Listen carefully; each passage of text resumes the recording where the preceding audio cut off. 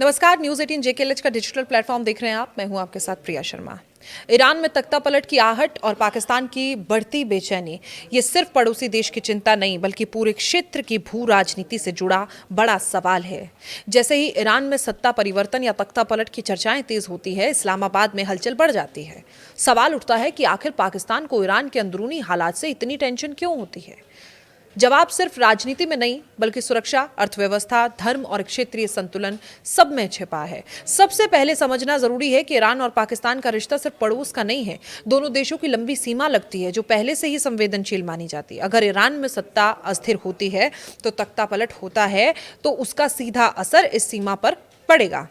पाकिस्तान को डर है कि ईरान में अराजकता फैली तो सीमा पार से तस्करी, हथियारों की आवाजाही और उग्र गतिविधियां बढ़ सकती हैं, जिससे संभलना पाकिस्तान के लिए आसान नहीं होगा। जाहिर है, पाकिस्तान की चिंता की दूसरी बड़ी वजह है सुरक्षा और बलूचिस्तान फैक्टर। ईरान और पाकिस्तान दोनों ही देशों में बलूच आबादी रहती है। अगर ईरान में सत्ता कमजोर होती है तो गृह संघर्ष जैसी स्थिति बनती है, तो पाकिस्तान को आशंका है कि इसका असर उसके बलूचिस्तान प्रांत में पड़ेगा।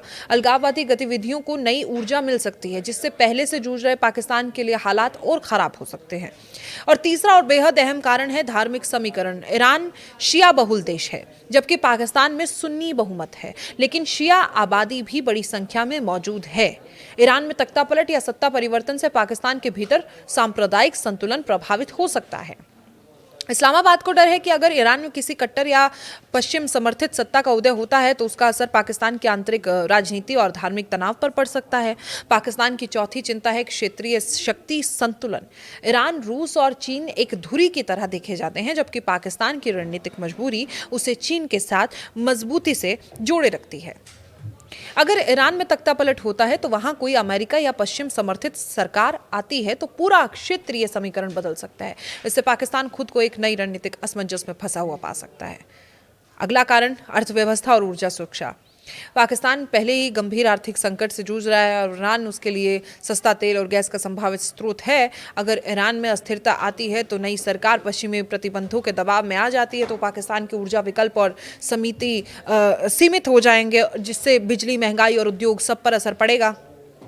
जाहिर है, ईरान में तख्तापलट की चर्चा अगर हम करें तो पाकिस्तान को इसलिए भी परेशानी करती है ये बात, क्योंकि इससे अमेरिका की भूमिका बढ़ सकती है। पाकिस्तान का अनुभव रहा है कि जब भी अमेरिका इस क्षेत्र में सक्रिय होता है तो उसका दबाव इस्लामाबाद पर भी बढ़ता है, चाहे आतंकवाद का मुद्दा हो या क्षेत्रीय नीति का। पाकिस्तान नहीं चाहता कि ईरान के बहाने वो फिर से किसी शक्ति संघर्ष का मोहरा बने। एक और अहम पहलू है अफगानिस्तान कनेक्शन।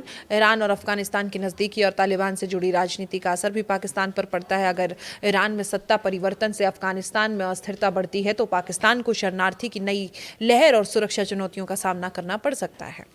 पाकिस्तान पहले ही अफगान मुद्दे से थका हुआ है और पाकिस्तान की चिंता का एक और कारण ये भी है कि ईरान उसके लिए एक संतुलनकारी पड़ोसी रहा है और भारत के साथ तनाव के बीच ईरान कई बार पाकिस्तान के लिए बैलेंस फैक्टर बना। अगर ईरान में नई सत्ता भारत के करीब जाती है या पश्चिमी धुरी में शामिल होती है तो पाकिस्तान खुद को रणनीतिक रूप से भी और भी अकेला महसूस कर सकता है। और इन तमाम वजहों के बीच पाकिस्तान सबसे ज़्यादा डरता है अनिश्चितता से।